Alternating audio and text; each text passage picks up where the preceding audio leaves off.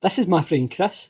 He's a maths teacher and he's a big fan of pi, as in 3.14. This is a little clip from 2023 when we made something called pi voltage, which was a way that we could estimate pi using coordinates. Back then there was more of a focus on the maths. This time we're doing it with more of a focus on the computing. So fast forward to September 2024 and it was a little bit windy. This is us revisiting an activity that we did during Pi Day 2023. It involved a 2x2 metre square black tarpaulin, some metal strips, which you can see we've made a sort of coordinate grid, 18 by 18, and then a bunch of wires connected to makey-makeys. Next, you need someone with their shoes off who's holding on to a wee clip here, which means that I become part of this circuit. And as I begin to take a wander around, the program that's connected on the laptop begins to record my journey. So it will tell us exactly which points on this grid that I visit. Now underneath, we were imagining that there was a sort of circle filling this whole grid. And depending on whether we stood inside the circle or outside the circle, well, those would be collected and all that data would help us to get an approximation to pi. So first of all, just to explain the makey-makey part and how this actually works if you don't know makey-makey, we've got two different circuits going on. So there's one for the x-axis, one for the y-circuit. And when he steps on that, he's crossing 2 points because those are insulated from each other, but he's then matching an x and a y, and we can get what point he's stepping on from that. Now the key bit of code here, all that's doing is running every time that a key is pressed, which really just means every time that he's stepping on it. And what that does is it updates the pi calculation, and it's taking 4 times the hits inside the circle divided by all the hits on the full grid, anywhere on the grid, whether they're in the circle or not. And if you've got enough data points, then you get something approximating pi. However, this was originally a maths activity, so I was sort of making the code up as I went along. I wasn't really intending on reusing this code, so it's not very maintainable in the sort of language or jargon that we would use. Like if we were talking about higher computing and modular programming and all of this, well actually this is an example of really bad code because I was making it up as I went along. I didn't really have a design, and there was a bit of trial and error involved in it. It's also implemented in a slightly weird way. It uses Pygame, which is a Python platform module for gaming, and that seems a little bit weird because this is not a game, but it was just because I wanted an easy way to draw sprites on the screen, right, and to move them about. And you can see here that, you know, the pi calculation is a bit off there. It's about 3.6. This is just a screenshot of it running as he's walking on it, and you can see he's made about 300 steps by now, or 340 steps in total.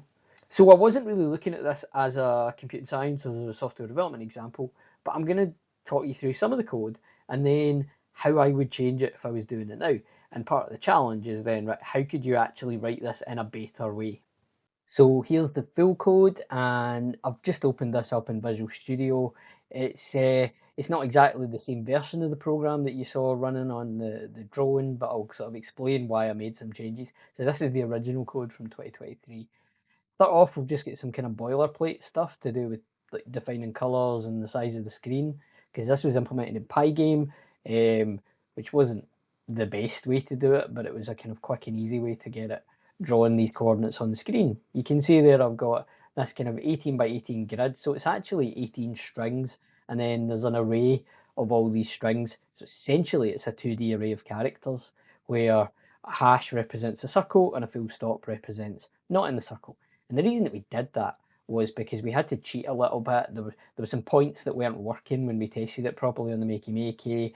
So I was sort of making some slight changes to mean it's not actually a perfect circle, right? Just to compensate a little bit for flaws on the actual physical grid. There's some code here that's talking about the keyboard inputs from the makey-makey. So we've got, you know, which key represents which coordinate essentially. There's a class that is Pygame class, and it's dealing with the little red dot that gets drawn on the screen with wherever you've gone, and it's logging the X and Y coordinates, whether it's inside the circle or whether it's in the corners of the map outside the circle. There's some code to do with moving it around as well, so getting the coordinate from the key press and then moving the red dot.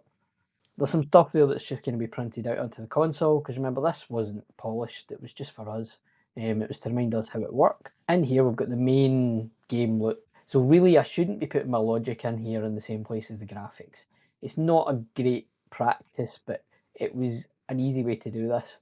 And then I've got my my pi calculation, where I've got 4 times the circle hits divided by the total hits of the circle and the corners, and that's approximating pi for me, and that's the calculation that's been updated. See, we've got a lap counter as well, so that Chris had different kids doing this, so we could count each individual kid's closest value to pi, and we could look at like the whole of the day with loads of kids doing it.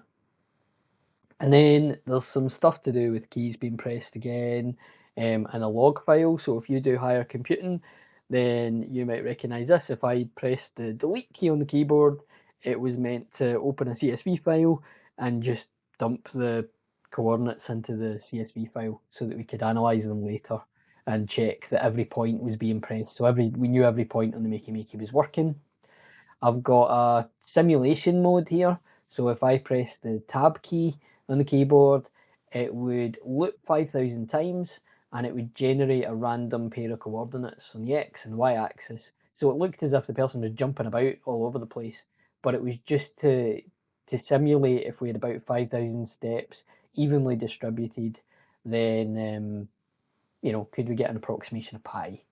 And then I've kind of just got some Pi game stuff down here, really, that's all kind of boilerplate and graphics stuff, because this is in the loop that's updating the graphics, which it probably shouldn't really have been.